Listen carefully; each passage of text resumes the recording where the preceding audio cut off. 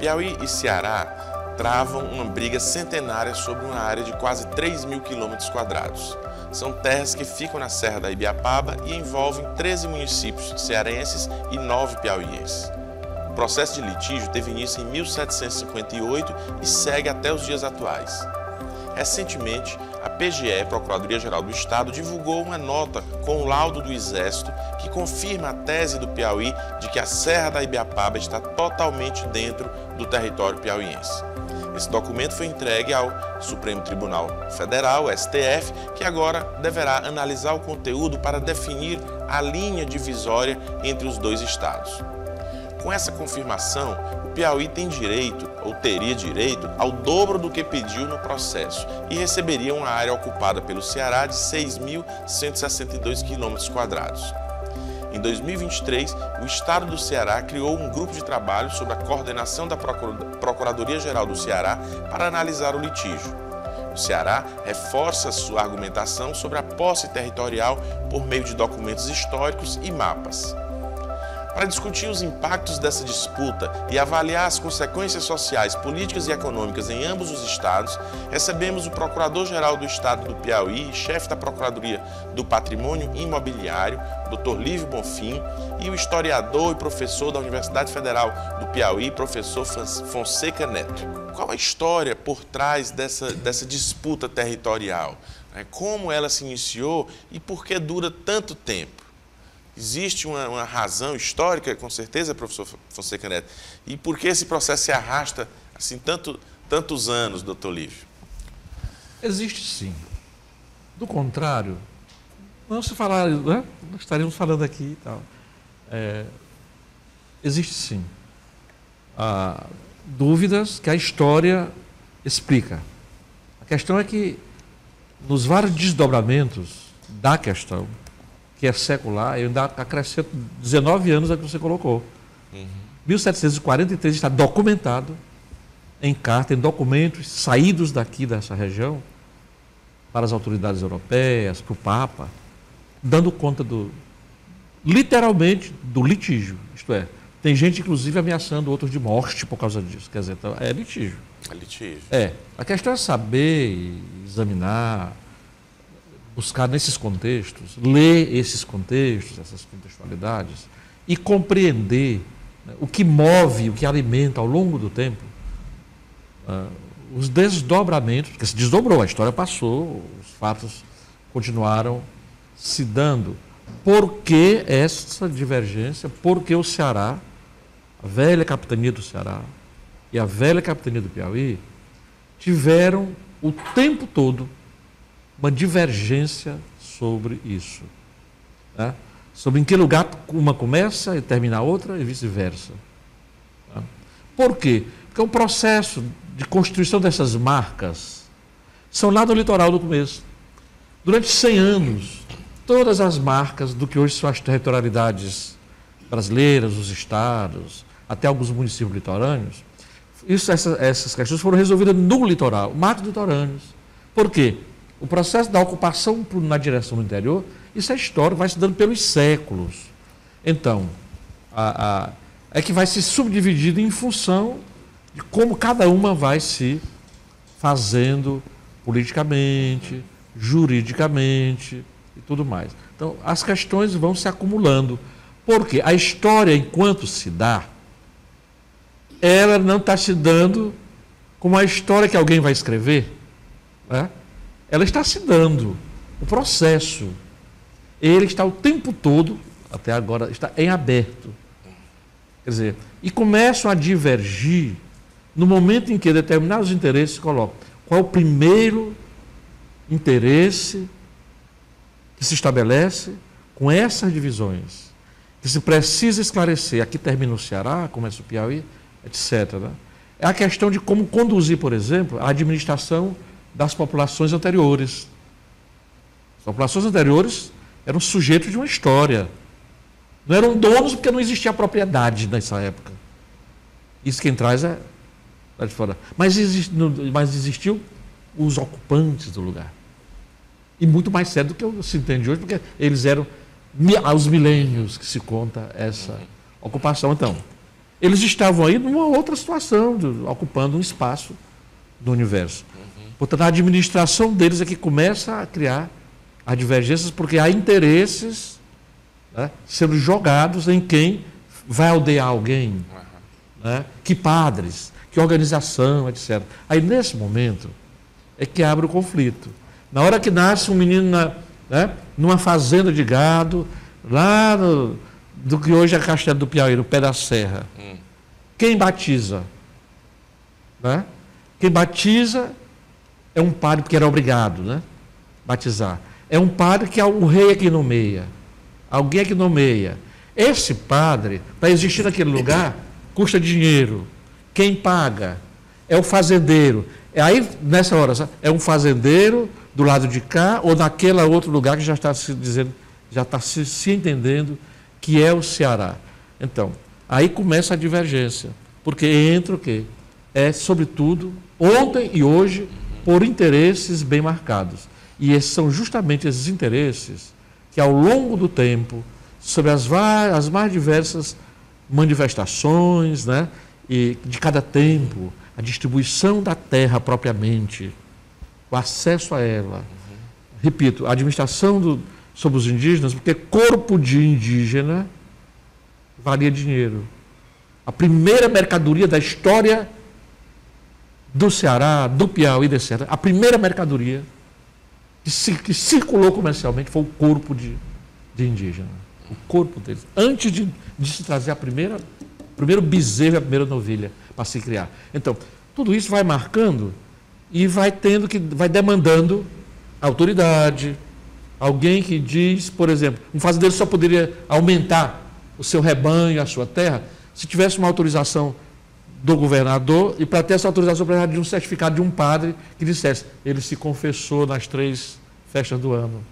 Portanto, os fazendeiros contratavam os padres.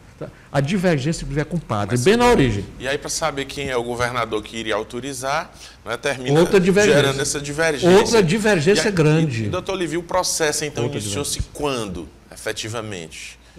Porque o litígio a gente já vê que já vem né? Configurado lá atrás. Lá atrás. Sim. Esses dados que o professor Fonseca Neto traz são muito importantes porque a gente vai compreendendo toda a história por trás desse litígio. Mas um momento importante foi com a publicação do Decreto Imperial 3012 de 1880.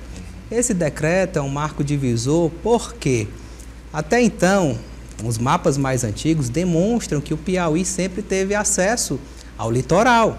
Só que o nosso litoral foi ocupado pelos cearenses, pelo estado do Ceará, e isso implicou na aprovação de uma lei que incorporou aquele território ao estado do Ceará. As lideranças políticas do Piauí reclamaram dessa incorporação, que resultou na aprovação desse decreto imperial. E esse decreto imperial fez o quê? Com que o Piauí cedesse a área de Príncipe Imperial, que hoje é Crateús, para reaver a área de amarração que corresponde ao município de Luiz Correia.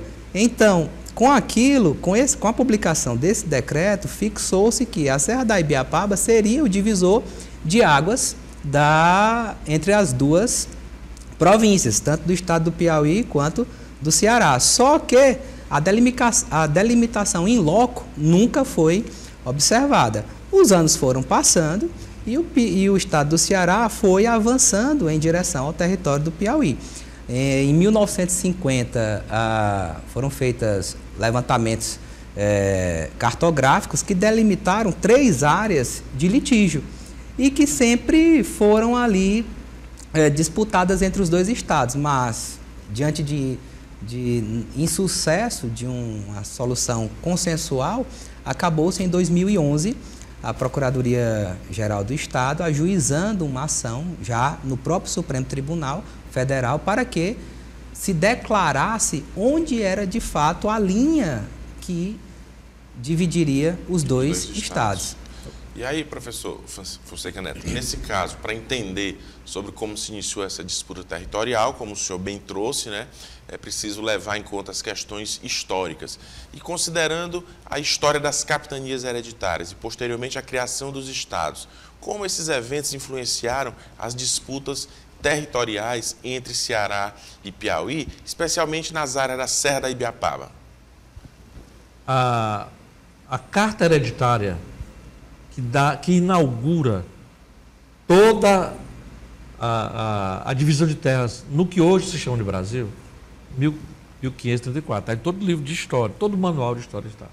E ali já está dito, registrado, que o que separa, que o Ceará termina no Rio de la Cruz. Está escrito na carta do Fernão Álvares de Andrade. Esse Rio de la Cruz é o Camusim, aquele complexo ali entre o Rio Camusim, propriamente aquela região, e a Barra Grande do Piauí. Isso está estabelecido no mais antigo documento da história do Brasil. Está dito.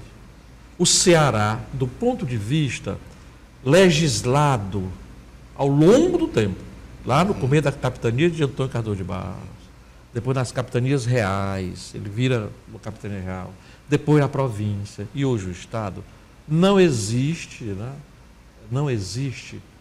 uma só lei, e no processo não tem, tá? Que uma derivada, emanada da mão do rei, de um governador que são os seus delegados.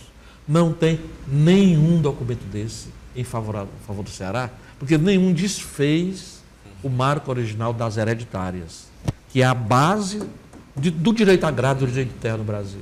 Então, o que tem, daí que o Ceará vai se apegar com muita força, são representações cartográficas ao longo do tempo, refletindo os mais variados interesses, como aquele que eu só citei, do interesse eclesiástico, sim, de dividir a arquidiocese do Ceará, onde termina Pernambuco, começa o Maranhão, que é justamente na mesma lombada da serra. Né? Então, mas aí tem isso que o doutor Lívio mencionou agora, porque que é muito importante para o deslinde de agora, porque que é algo que, de maneira mais objetiva, baseado nos 200 anos anteriores, de histórias acumuladas, de evidências, de cartografia.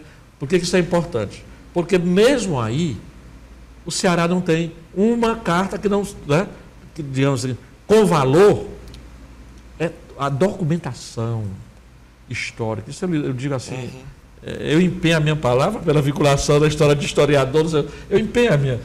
Não tem, porque eu espero, a gente fica lá na Procuradoria conversando, esperando o Ceará mostrar.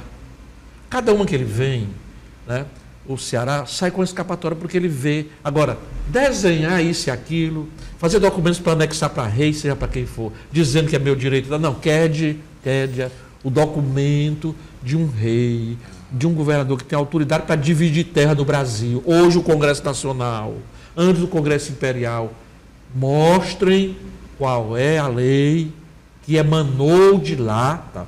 A lei que emanou, né, é lá atrás, que diz que é na região do Camusim, para até se verificar que lugarzinho mesmo ali, 2, 3, 4, 5, 10 quilômetros, né, que corresponde à cabeça, à tromba da serra, que aliás está dito. E a tromba da serra, ela tem algum efeito nesse povoamento daquelas regiões que é disputado entre os dois estados? É lateral. No momento do movimento, todo mundo sabe que no momento da mobilização do genipapo, o Ceará, 6, 7, 8 meses antes, né, o Ceará mobilizou na direção do Piauí insurgentes, muitos mercenários que tornaram politicamente o Ceará aderente ao Império antes daqui, que mobilizaram para vir engrossar o genipapo.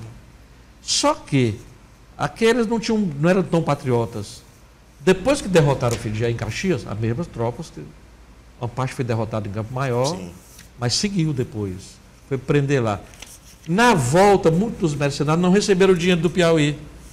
Aí disseram, vamos ficando aqui, a maioria da região de Granja, de Viçosa, e boa parte era pescadores, pessoas simples, trabalhadores e tal. E parte desses, vaqueiros daquelas redondezas, ficaram por ali com suas terras, que é isso que o doutor Lívio lembrou, que é a Assembleia do Ceará, de tanto reivindicar no Império, né, o pagamento desses mercenários do Ceará, que foram ajudar o Piauí a ficar livre e nunca receberam. Portanto, esse litoral é nosso.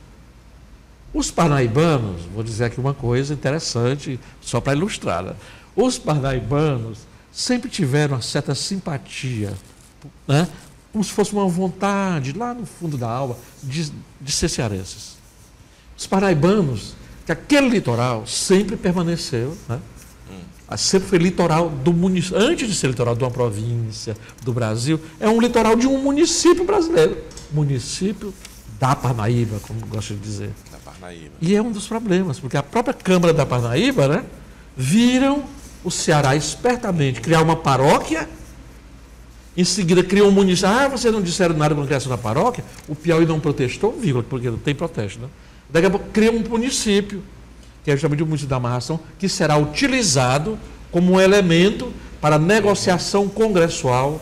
Aí sim, vem uma lei, né, editada no âmbito do Congresso Imperial, que é esse da famosa troca, que é uma troca do pedaço do Piauí por ele mesmo. Quer dizer, é um jogo político, mas dentro de uma legitimidade. Ninguém pode fazer tal. É por isso que ele coloca aqui. Não, isso é uma pedra angular para a decisão jurídica desse momento. Aí, doutor a leitura desse esse documento desse decreto, do Exército que surgiu e que foi apresentado ao STF, qual é a representatividade como um documento processual para ter influência em uma decisão no Supremo Tribunal e como um documento histórico? É um laudo pericial que foi apresentado, uma perícia inclusive bastante cara e demorada. Foram anos de pesquisa, tanto de documentos, levantamentos de documentos históricos, mapas, atividades de campo, para se chegar às conclusões. Inclusive, no próprio relatório do Exército, eles analisaram mais de 90 documentos. Mas, como o professor Fonseca Neto diz, documentos legais mesmo, é o Piauí quem tem. Esses são os que fundamentam a ação. É por isso que a ACO 1830, ajuizada pelo Estado do Piauí, é tão consistente, porque ela está baseada em um decreto imperial e em uma convenção arbitral, que estabelece que aquela serra realmente é o divisor. O professor Fonseca falou sobre as divisões históricas. Eu estava vendo que a divisão entre o Estado do Maranhão, do Estado do Brasil, naquela época, já colocava a Serra da Ibiapaba como marco divisório entre os dois estados. Então, essa tese tem sido defendida, sustentada pelo Estado do Piauí. O Exército brasileiro, eu confesso que nós esperávamos que ele, no seu laudo, afunilasse a solução, mas, no geral, ele acabou apresentando 5 possíveis soluções. Dessas 5, 3 são favoráveis ao Estado do Piauí. E são essas que nós estamos encampando e que se embasam exatamente na argumentação jurídica e legal que nós temos. E 2 são favoráveis ao Estado do Ceará. Professor Fonseca Neto, como esses documentos históricos, como o decreto imperial atribuído a Dom Pedro II, podem fundamentar a reivindicação sobre as terras disputadas com o Ceará ao longo desses últimos 280 anos? Porque, inclusive, é jurídica a questão.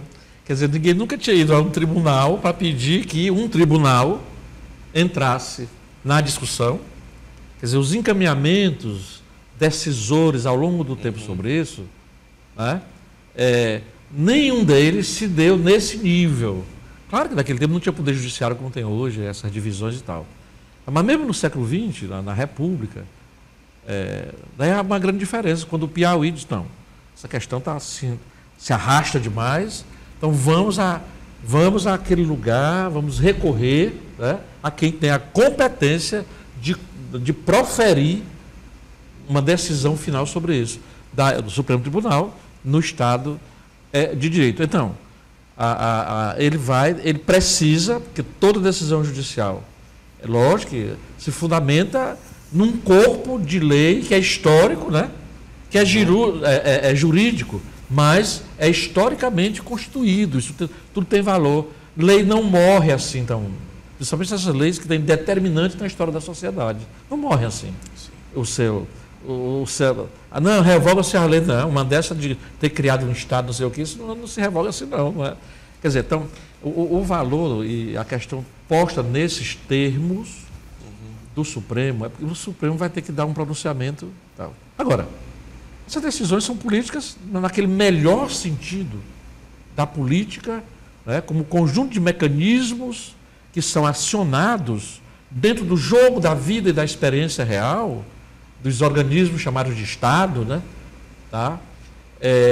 Para se definir algumas coisas, digamos, desse mundo real, dessa vida real, dessa história real. A questão do laudo, tá? Uma observação aqui, como participando e ajudando a ler esses documentos, né?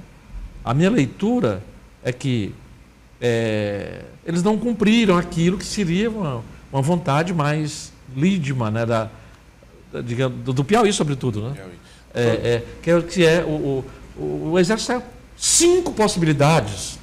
Quer dizer, porque eu não vou usar aqui a coloquialidade da força de certas expressões. Não disse. Por quê? Inclusive o documento tem um nome de perícia, coisa de perito. Ora, o perito vai lá no lugar peritar. Ora mais, as documentações, os aparelhos, se no século XVIII já não era difícil, porque os gregos usavam isso, chineses, para dividir suas cidades e seus territórios, quer dizer, já no século XVIII não tinha dificuldade. Imagine hoje em dia, para você saber para que rumo vai a água. Que é isso? Aí, quer dizer, era o exército afirmando, daqui. Não. O exército pega os próprios documentos que o Piauí coloca e o Ceará coloca e faz e dá um parecer. É mais um parecer, não de uma perícia, mas dos próprios documentos que os dois entes apresentaram. Como o Ceará não tem muito documento em favor dele, o Ceará tem um argumento muito forte, né? Que ele se aferrou em cima do IBGE, um órgão nacional, alguma credibilidade, o IBGE, em certo momento, se arroga um direito que ele não tem de interpretar uma questão que 300 anos não interpretou. O IBGE disse, não, é do Ceará. Esse ponto não que o professor Fonseca está levantando é importante também. O argumento do Ceará é esse. Pergunte ao povo se quer ser cearense. Isso não é uma coisa de perícia de exército. Porque o próprio laudo, ele afasta a competência, a atribuição do IBGE de definir divisas territoriais. Sim. Isso favorece significativamente o Piauí, porque a tese defendida pelo Estado do Ceará é exatamente a de posse da região. E o Piauí diz, não, nós estamos fundamentados no que a lei diz. E se a lei está declarando que a serra é o marco divisório, então, até mesmo quando nós lemos os anais que resultaram na publicação desta lei, a ideia era que se utilizasse os marcos do relevo natural da região, para que você tivesse marcos visíveis, divisórios entre as regiões. 40 anos depois da publicação do decreto, foi celebrada uma convenção que ela esmiuça os termos dessa divisão, exatamente para mostrar, olha, nesta região compreendida da Serra Grande ou da Ibiapaba, o marco divisório vai ser o critério do divisor de águas, que é avaliado, aferido a partir do ponto mais alto da serra, a partir do qual as águas correm. O que é do lado esquerdo seria, do lado ocidental seria Piauí e do lado oriental Ceará. A expectativa era de que o Exército traçasse esse ponto mais alto. Quando foi feito isso, o divisor de águas, aí resultou em quê? De que uma área maior do que a pedida no processo faria parte do Piauí. Mas o objeto dessa ação não é essa área integral. O que foi pedido nesta ação é exatamente uma área de em torno de 3.000 quilômetros quadrados, que, em sendo julgada procedente, isso não vai implicar na transferência de sedes de municípios para o estado do Piauí. É só uma discussão de áreas rurais desses municípios. Agora, se o ponto 1, que corresponderia aí a mais ou menos 6.000 quilômetros, for encampado pelo STF, aí nós temos um novo desdobramento com uma complexidade bem maior, porque aí tem municípios que seriam afetados integralmente, inclusive com a sua sede. Mas o que é importante deixar claro aqui é exatamente que o IBGE e o critério utilizado por ele foi desqualificado pela perícia do Exército. Então, assim, você não pode definir a divisa entre dois estados a partir de uma simples ocupação, de investimentos nessa região, porque isso colocaria em risco até mesmo o próprio pacto federativo. A partir do momento que um Estado avançar sobre as terras de outro e ali instalar uma infraestrutura de serviços e depois reivindicar aquela área, toda a federação vai ser colocada em risco. Professor, existe um mito, né, até já o doutor Lívio tocou nesse assunto aqui, que diz que o Piauí trocou, né, teria trocado a serra pelo litoral, porque o Piauí não tinha litoral. Então isso é uma coisa que foi falada e tem sido falada ao longo dos tempos, não é? Mas que parece que é um mito hoje diante daquilo. Como é que surgiu essa história de que o Piauí trocou com o Ceará o litoral pela serra? Isso é mais uma conversa, uma tentativa do Ceará de ganhar gratuitamente o território. Na verdade, o Ceará teria dado para o Piauí o litoral, que já era do Piauí, e ficou com a parte da serra. Sim, é o Ceará quem mais agita esse argumento. No entanto, né, a lei, esse decreto 3.012, né, tão falado, né, ele de um modo ou de outro sugere isso. Está lá. E no debate do Congresso, da Assembleia Geral do Império, deputados, senadores ali, já dava também essa ideia nas entrevistas, a imprensa repercute isso, os anais que transcrevem as notas do Império. Então essa história vem de longe, mas é um argumento que, quer dizer, é uma coisa que teria compensado a outra. Mas veja só, é o que eu digo, né? Entra aquela decisão política com certas embasantes, que alguém vai usar mais ênfase nessa explicação ou dessa outra. Quando a gente vai para os documentos, está lá. Qual é o argumento, né? Está lá o argumento. Piauí já tem muita terra fértil, tem muita água. O Ceará estava saindo da seca de 77. Aliás, quem empurra essa questão para ter uma decisão rápida em 1880 foi a seca de 77, que na verdade não é só de 77. 78 ela está ainda muito grave, né? A calamidade, né? Quer dizer, o Piauí tem muito mais água, as suas comarcas se compensam, tem área seca e área mais verde. Então, mas o Ceará foi quem espalhou isso, que não tinha mais, porque não tem autorização nenhuma. Nem tem. A Assembleia do Ceará, como eu disse, né? A do Piauí protestou quando eles criam um município na região, mas é um protesto fraco. Por quê? O que eu quero dizer? O Ceará leva vantagem porque sempre teve mais capacidade, primeiro, de impor sua vontade, numa negociação nacional, de congresso, disso, daquilo, né? Agora mesmo desse episódio, a gente claramente, né, o Ceará é mais, né, bordeja mais sobre isso, coisa de quem sabe que não tem muito argumento, né? Não tem. Tá? E o Piauí é mais acanhado. Isso é preciso que a gente diga, tem uma responsabilidade, né? O Piauí sempre foi mais acanhado. No sentido de dizer, o Ceará grita com um poder, já no século XIX, um poder maior de fazer ecoar sua vontade, né? Lá nas Assembleias do Império, junto com o governo central, ainda hoje tem esse poder maior. E o Piauí, então, diante de um grito, se encolhe, né? A diferença de agora é que o Piauí procurou, né? O Ceará talvez não acreditasse nisso, procurou, então vamos às vias, vamos resolver isso, até porque há 30 anos atrás, 40, 100 anos, ninguém imaginaria que o lombo dessas serras, se tivesse aí, sabe, esses moinhos de vento, valendo e mobilizando interesses de bilhões, de milhões, né? Quer dizer, já se sabia que eram terras boas, mas tem muita pedra, muito lajedo e tudo mais. E isso tudo é o Piauí, porque quem vai daqui para Fortaleza, daqui para Tianguá, sabe que ninguém nem vê saindo do Piauí subindo uma serra. Não. Mas se sabe quando entra no Ceará, que a serra desboca de uma vez só por um do chão, quem tem medo até de ir dirigindo, de repente. Então o Ceará só é dono desse rosto de penedo, dessas penedias, esse rostão de pedra, mas o restante, que alguns chamam de cuestas, essas terras mais planas, que quem primeiro descobriu e passou a habitar e morar nessa região, mais ventilada, mais gostosa, mais úmida, cheia de óleo d'água, foram os indígenas, né? Sabiam disso muito tempo.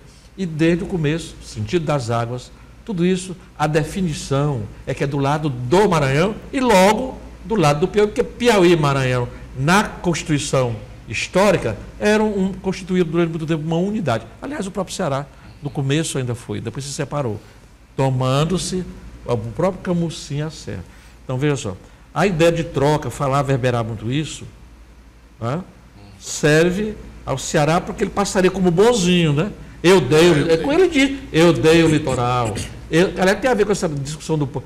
Que nada. Mostra o documento de que a terra, de 8 de junho de 1535, 8 de março de 1535, o rei faz a doação, né, para todo terão omnia secula seculorum, né, para os herdeiros de Uri e herdade, né, quer dizer, faz a doação para Fernão Álvaro de Andrade, no lugar que termina a capitania, dada 6 meses antes, de Antônio Cardoso de Barros, porque nenhuma era dada com esse nome de Maranhão, nome de Pernambuco, não, era dado em nome de uma pessoa. Essas denominações surgiram depois. Mas está lá o lugar que começa o Piauí, que é onde começava o Velho Maranhão, essa capitania, e isto nunca se alterou, a não ser nesses vai e vem.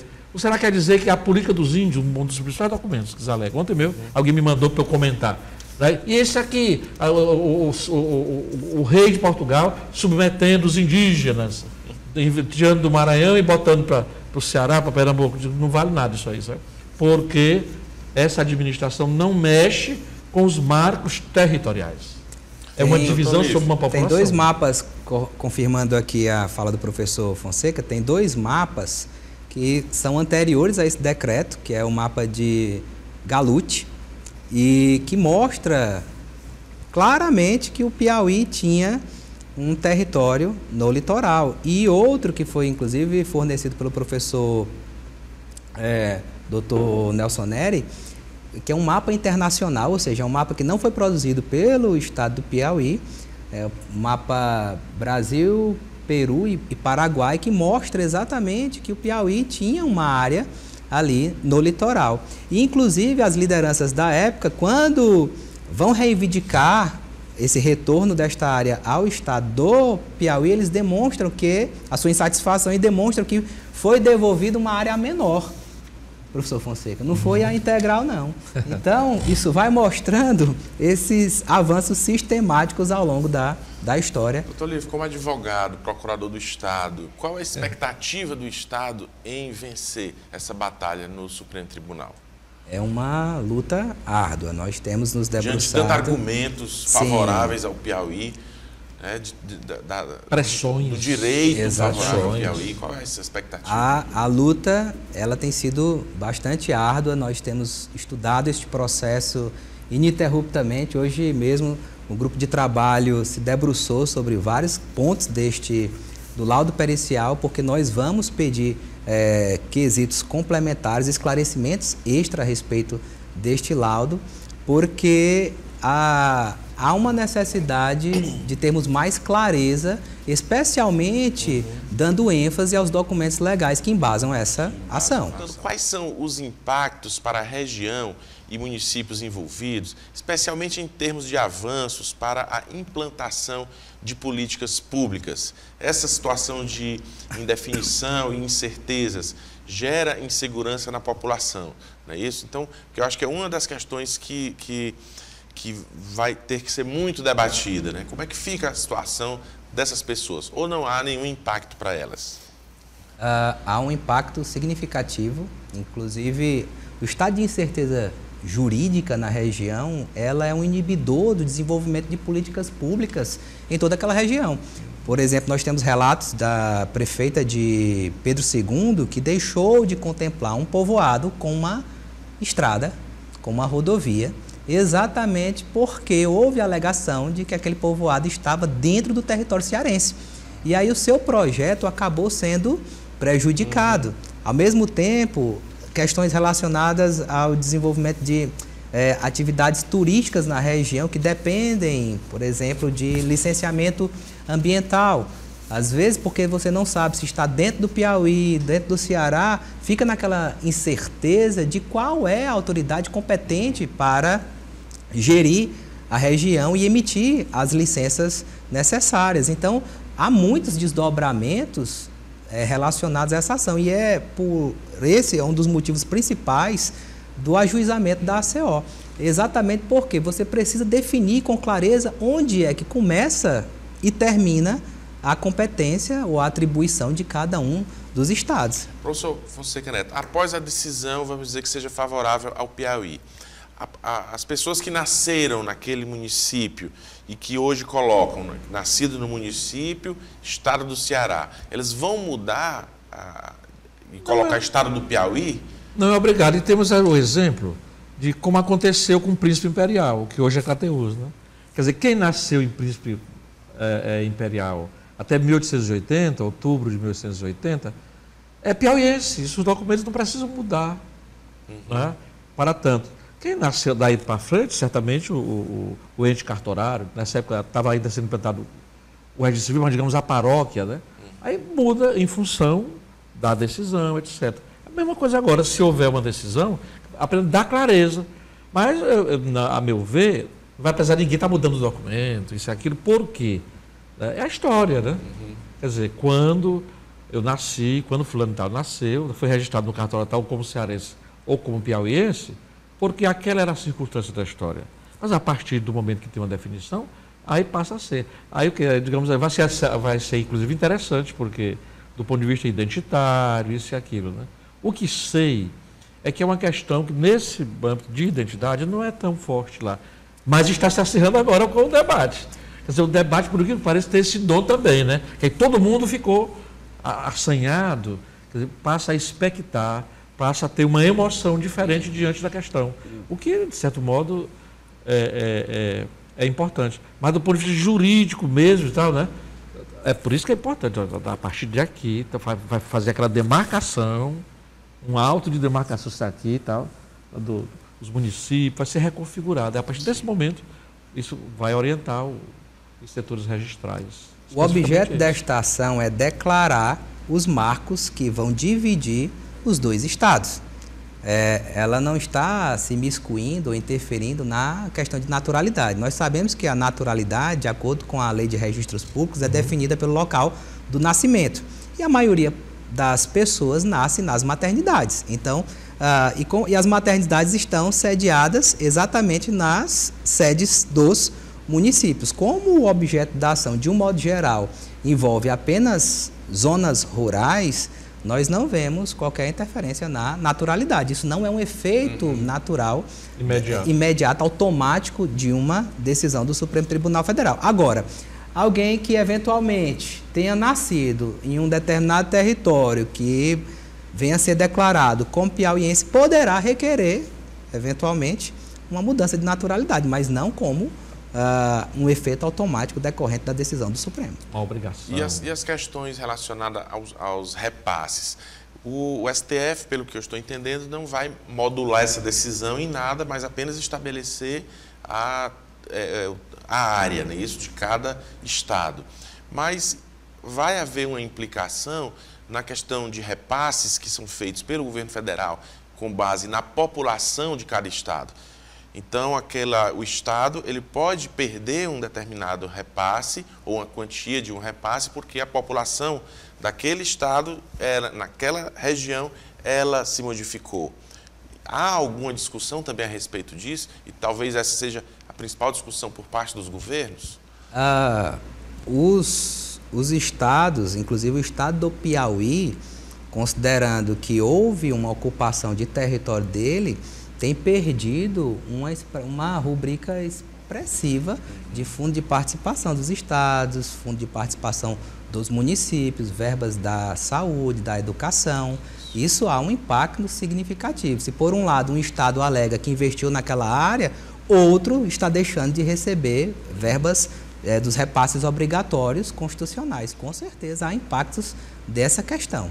Mas isso não vai ser discutido, então, no Supremo, não vai entrar nessa seara. Aí vai ser um desdobramento exatamente da linha que, eventualmente, o Supremo Tribunal Federal vai definir. E nesse momento está ocorrendo lá com o Tocantins, né?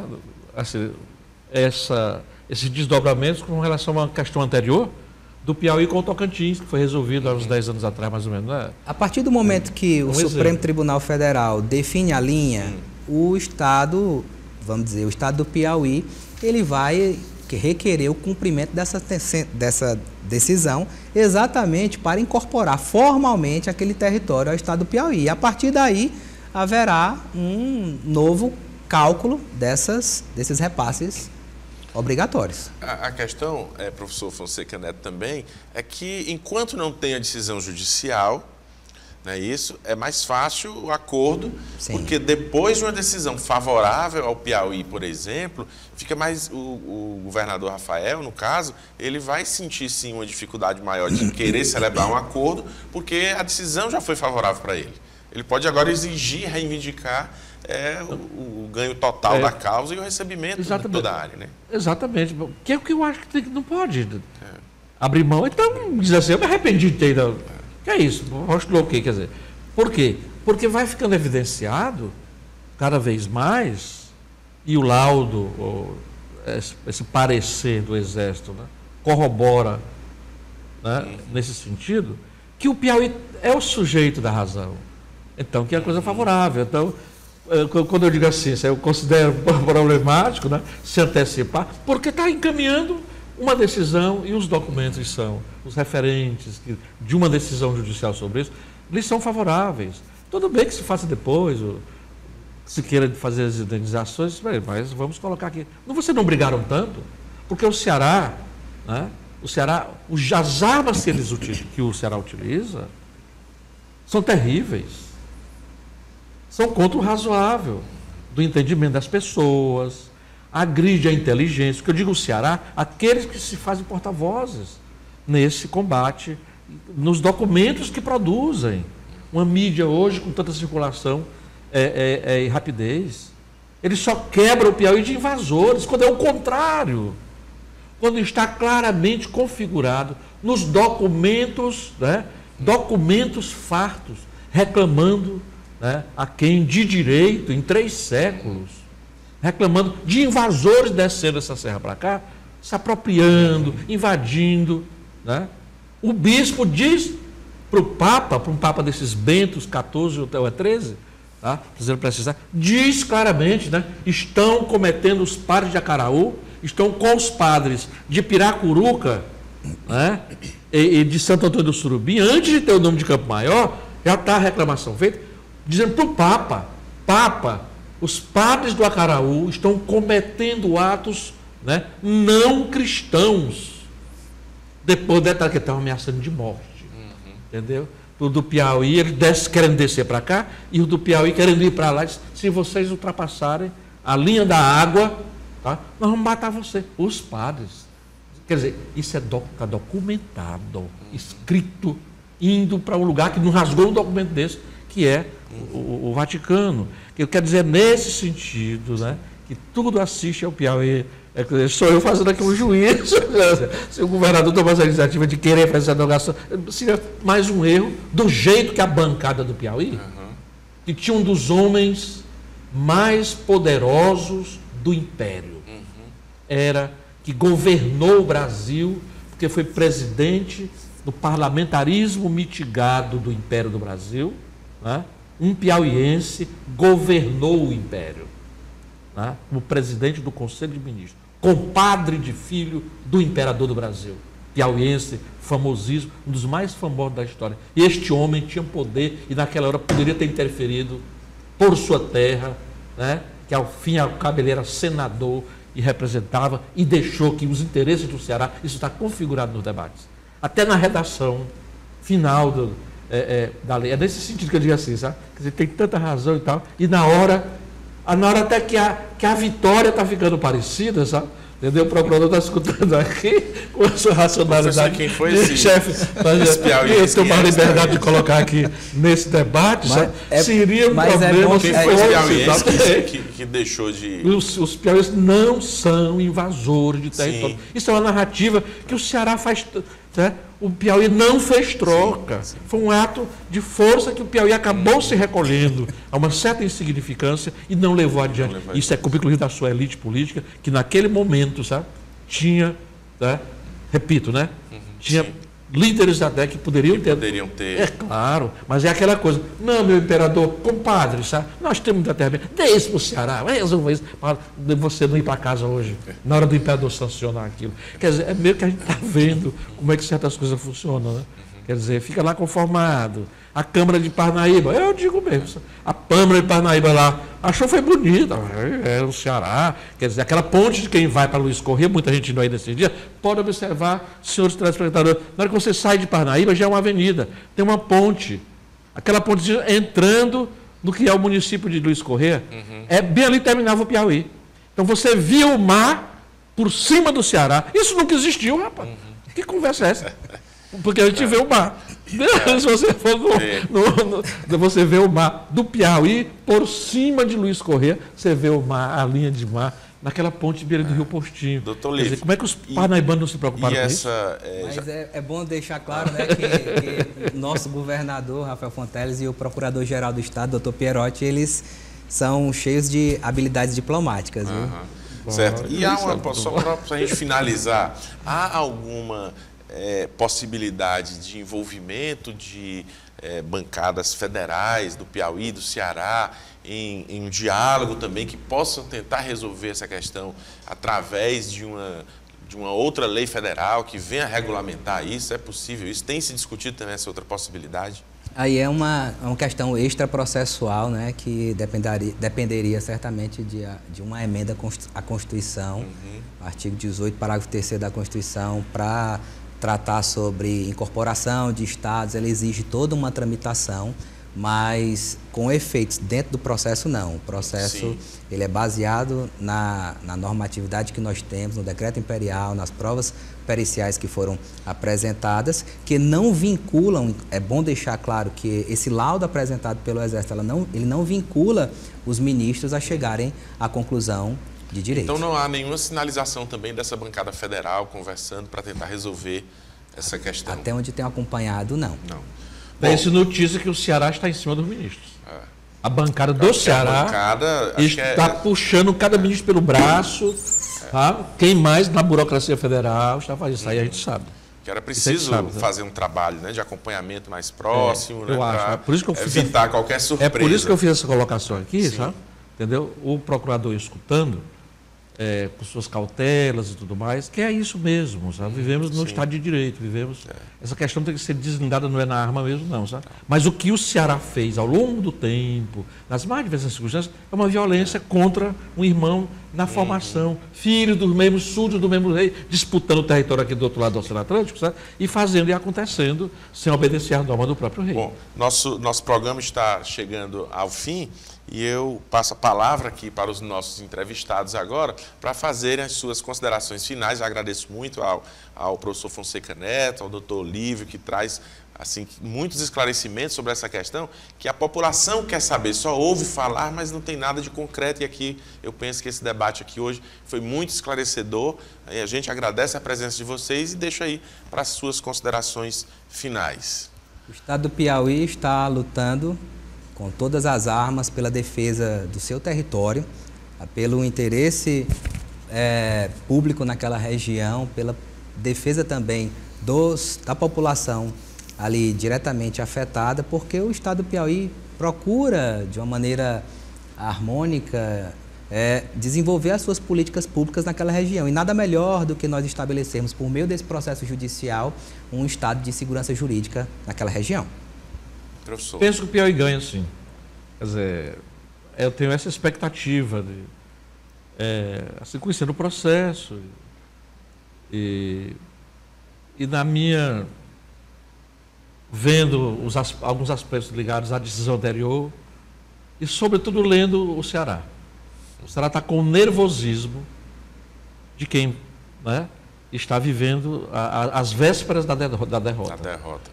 Eu vejo isso com otimismo, né, para o Piauí. Mas tenho a compreensão de que a questão é complexa, sim. É complexa, lógico. Uma questão que se arrasta de 3 séculos. Né? Se fosse fácil de resolver, assim, tão fácil de encaminhar, isso já teria sido resolvido nas mais diferentes circunstâncias. Tanto do governador nomeado, eleito, nessas várias contextualidades, conhecem, que se aproximaram e até que quiseram, em certo momento, resolver isso, ter um deslinde, uma clareza, e não aconteceu, é porque não é simples. Tem, né, que se opõe e tal. Como nós não podemos estranhar como se fosse uma questão moral, a disputa dos estados, dos interesses. Essas disputas, quando eu falo assim, de maneira mais veemente, mas eu não desconheço que as disputas são legítimas, né? Dos bens, da vida pública. É uma construção que sempre deve encaminhar, né, no sentido da construção que aqui no Ocidente a gente chama de civilizatória, né? É por isso que alguém não pode, né, criar um ruído, né, disso. Na hora que cria, como o Ceará fez, né, não reconhecendo o marco do sentido das águas, quer dizer, e na prática vai e aí sim, eu posso dizer porque eu estou aqui na mente com os documentos, o texto deles, e vai o quê? E vem para cá, e vem para cá, sem uma autorização daquilo que é o razoável e o ordenamento de cada momento. É nesse sentido que eu tenho esperança, né, e pensando nisso aí, que isso alguém vai ler e conferir e decidir isso, já que o Piauí procurou. Olha, me digam isso, no que cabe você dizer e tal. Né, porque eu acho que vai ter um deslinde favorável ao Piauí, favorável a todo mundo, sobretudo aquelas pessoas que estão ali naquela localidade, né? Esperançoso, sim. Estamos todos, né, esperançosos aí por uma vitória do Piauí no Supremo. Então agradecemos aqui mais uma vez nossos convidados e também a sua audiência em casa e convidamos você a participar da nossa produção através das redes sociais @Sistema o Dia e do WhatsApp 869-9911-2111. Você pode sugerir pautas e nos enviar feedback dos assuntos discutidos. Acompanhe também a reprise do programa todo sábado das 9 horas às 10 horas da manhã. Caso não tenha tempo para acompanhar a transmissão às terças-feiras ou mesmo a reprise aos sábados, você pode acessar o nosso canal no YouTube. É só pesquisar Sistema o Dia na plataforma e assistir o programa na íntegra. Um abraço e até o nosso próximo encontro.